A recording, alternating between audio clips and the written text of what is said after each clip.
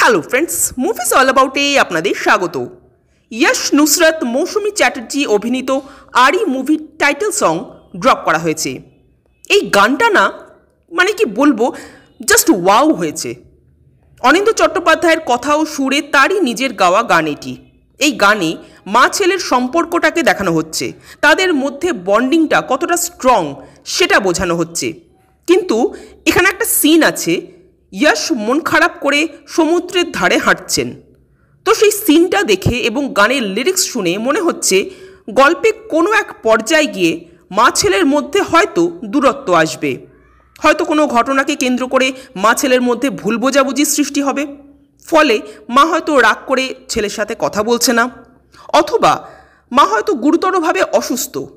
ছেলে হয়তো হাজার চেষ্টা করেও মাকে সুস্থ করে তুলতে পারছে না, আর সেই জন্যই হয়তো ছেলেকে বিষণ্ণতা গ্রাস করেছে। তো এই দুটো সম্ভাবনা আমার মনে হলো যে এরকম হয়তো কিছু আমরা গল্পে দেখতে পেতে পারি।